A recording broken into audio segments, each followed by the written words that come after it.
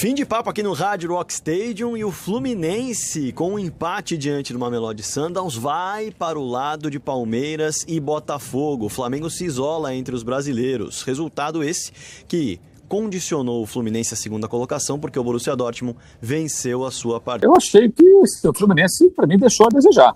Os dois últimos jogos foram bem preocupantes. Contra o pior time, o San Hyundai, da chave, o Fluminense chegou a estar perdendo, tem que fazer um esforço para virar o jogo. O Luxo teve menos posse de bola, menos finalizações. Mas eu acho que o Fluminense correu um baita risco hoje. Correu um risco, e talvez ele tenha decidido correr. Mas o que essa minha opinião está apoiada no jogo que o Fluminense fez. Fala, pessoal! O Fluminense garantiu a vaga, mas deixou no ar uma pergunta que todo torcedor, seja do tricolor ou não, precisa responder. Vale a pena se classificar jogando mal? O time entrou em campo, empatou, passou, mas parece que ninguém saiu satisfeito. Foi estratégia inteligente ou um risco desnecessário? O vídeo de hoje vai te mostrar o que aconteceu em campo, porque esse empate deu o que falar, e o que esperar do Fluminense nas oitavas. E no fim, você decide. Foi jogo de time pronto para ser campeão ou de quem só quis sobreviver? Classificado, mas sem convencer. O Fluminense empatou, avançou, mas será que jogou como um time que quer ser campeão? Enquanto o Dortmund venceu sem brilho, o tricolor pareceu confortável demais com o 0-0. Mas e se isso for parte de um plano? Segura essa análise. Daqui a pouco a gente vai falar sobre isso. Antes eu quero ir lá para os Estados Unidos, especificamente para Miami, onde está Rodrigo Fragoso, para ele trazer pra gente o que ele acompanhou desse empate aí do Flu, que está classificado para as oitavas. Fim de papo aqui no Hard Rock Stadium e o Fluminense, com um empate diante do Mamelodi Sundowns, vai para o lado de Palmeiras e Botafogo. O Flamengo se isola entre os brasileiros. Resultado esse que condicionou o Fluminense à segunda colocação, porque o Borussia Dortmund venceu a sua partida e com isso assumiu o primeiro lugar do grupo. Uma partida em que o Fluminense viu a equipe do Mamelodi Sundowns se aproximar do gol no começo do primeiro tempo. Ao longo do primeiro tempo, inclusive, foi melhor do que o Fluminense. Na segunda etapa, a equipe tricolor do técnico Renato Gaúcho administrou bastante o resultado. O goleiro Fábio praticamente não apareceu e em um determinado momento do jogo ficou muito evidente que o Fluminense foi mais cauteloso para garantir a vaga, mesmo que na segunda colocação, do que propriamente buscar uma vitória e tentar o primeiro lugar. Já já, a gente volta com entrevistas do técnico Renato Gaúcho e também com os jogadores na zona mista aqui do Hard Rock Stadium. Todos os brasileiros estão no mata-mata da Copa do Mundo de Clubes. Se o primeiro jogo trouxe alívio, os últimos dois ligaram o sinal de alerta. Diante dos adversários mais fracos, o Fluminense encolheu. A pergunta que não quer calar: foi estratégia ou queda de rendimento? Agora é mata-mata. E o que vem aí pode não perdoar erro nenhum. Com a classificação na segunda colocação do grupo. Mauro, boa tarde. Boa tarde a todos. Eu achei que o Fluminense, para mim, deixou a desejar. Os dois últimos jogos foram bem preocupantes.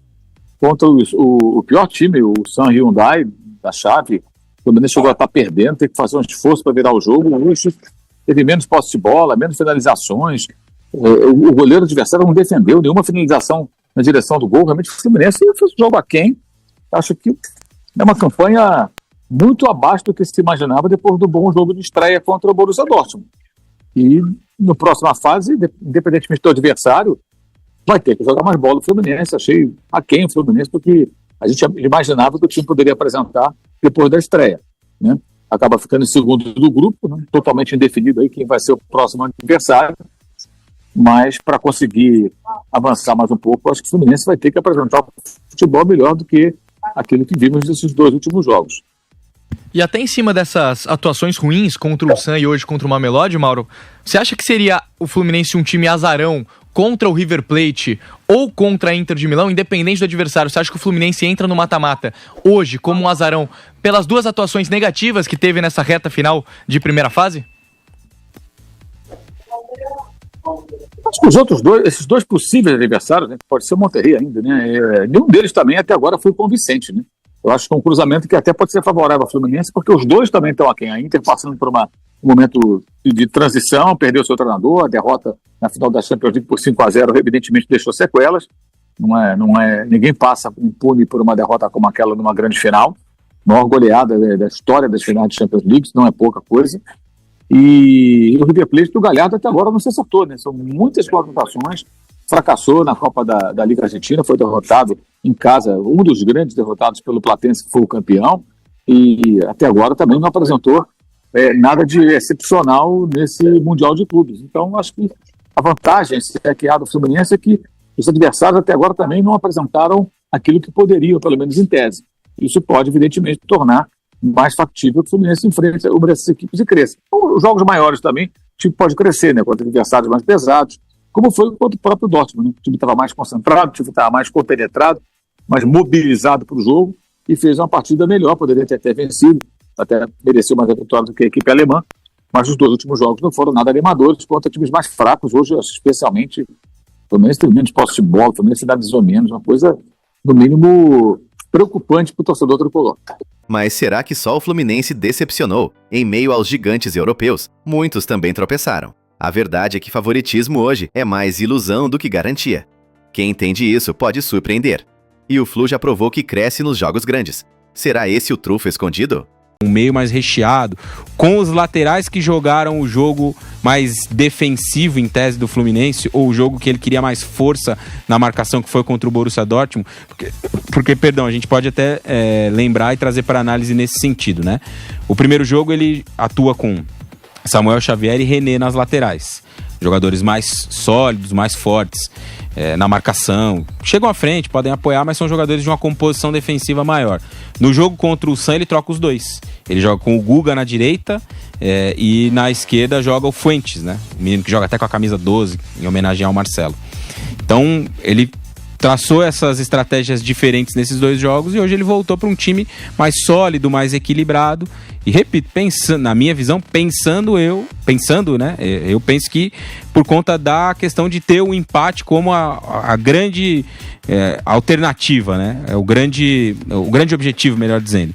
Empatar o jogo para passar em segundo e ir para um outro lado da chave. Eu, cada vez mais, depois de ter visto o jogo, olhando para essas opções, estou convencido de que foi essa a opção do Renato. E não duvido daqui a pouco na entrevista coletiva ele dizer que sim, porque o Renato é um cara muito autêntico, muito sincero, ele não é muito de esconder. E o que ele fez não é ilegal. Não é imoral, nada disso. Ele traçou uma estratégia. Você pode gostar ou não, você mas pode achar legal. Regra. Eu acho perigoso, por exemplo. Né? Mas já usou até em vôlei. Então. Não é ilegal o que ele fez. Em Copa do Mundo já teve casos que aí até começou a prestar atenção de ter os jogos do mesmo grupo no mesmo horário. Já teve jogo que ficou os caras socando bola ali, fizeram 1-1 só pra não deixar tão na cara no resultado depois. Mas os dois se classificaram com empate. O que ele fez não é ilegal, cara. Pode ser uma estratégia perigosa. Você toma um gol Total. ali no fim, porque no fim o Mamelotti se soltou, foi pra cima. Se você toma um gol, você tá fora.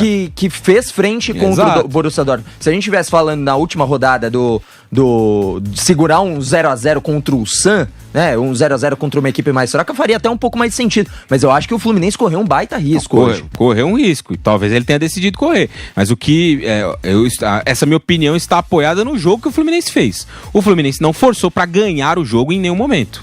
Ele esteve confortável com o 0-0 durante o jogo inteiro. A reta final com Arias ali numa possibilidade de contra-ataque que num Campeonato Brasileiro a gente veria completamente diferente. Então, sim, é uma postura, uma estratégia, não acho que seja condenável de verdade. Tá tudo certo, tá tudo dentro do jogo. Eu acho que o Fluminense optou por isso e todos esses aspectos que a gente tá falando aqui me levam a crer que foi essa a escolha do Renato pro jogo de hoje. Renato mexeu no time, e não foi pouco. De laterais à postura tática, tudo pareceu milimetricamente pensado. Mas será que ele abriu mão da vitória por estratégia? E mais, até que ponto compensa apostar num empate em torneio tão imprevisível? Quem ousa arrisca, mas quem arrisca também pode cair. Relaxamento, pragmatismo ou frieza calculada. No futebol, o que parece desinteresse pode ser só foco no essencial.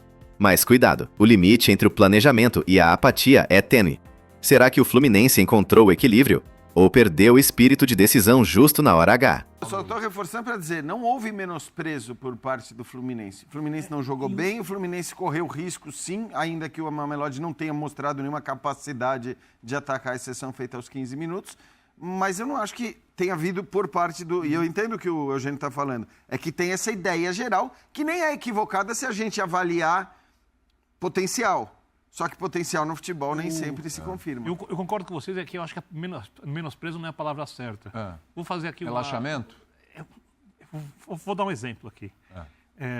Vamos supor que... eu usei originalmente foi desdém.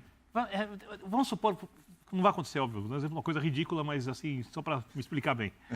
Vamos supor que o Real Madrid estivesse no campeonato estadual e o time daqui, grande, fosse enfrentar o Real Madrid na terceira rodada do estadual, quando não vale nada. É um jogo totalmente diferente, porque o anseio dos brasileiros de vencerem as equipes de fora é muito grande. E aí tem uma coisa que é quase inconsciente, para não dizer que é totalmente inconsciente, aí especialista em psicologia poderia falar sobre isso, que é uma mobilização que está ali por uma coisa que o cara está vendo os caras na televisão, está vendo o time na televisão, o cara assiste a UEFA Champions League, esse é o jogo da minha vida. Não importa a classificação. Quando o Fluminense entrou contra o Dortmund, quando o Flamengo entrou contra o Chelsea, quando o Botafogo entrou contra o PSG, não estavam pensando na classificação, nos pontos. Até o Palmeiras contra o Porto. As melhores atuações dos brasileiros foram contra as... Nesse jogo hoje, o Fluminense pensava na classificação. E isso é uma coisa muito natural. Não é desprezo. Eu acho que é o relaxamento que acontece quando... Ou o nível de concentração que aumenta, você pode escolher qual você quer, quando você enfrenta uma marca enorme, um clube enorme do futebol.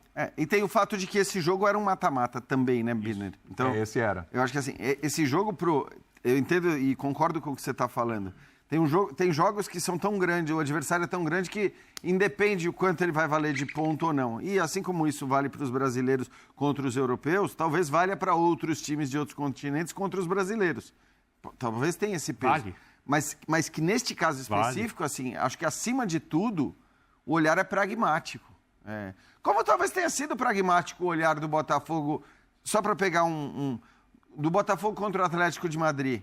Cara, ali, por maior que seja o Atlético de Madrid, por mais que seja um europeu... Aí é classificação. Cara, é classificação porque é a última rodada. Então, acho que a última rodada tem essa questão, né? De você ser mais pragmático. Classificado, mas questionado. O Fluminense chega às oitavas como uma incógnita, capaz de encarar os gigantes, mas também de tropeçar nos pequenos. E você, torcedor, acredita que essa postura fria vai virar combustível nos jogos grandes? Ou a chama apagou cedo demais?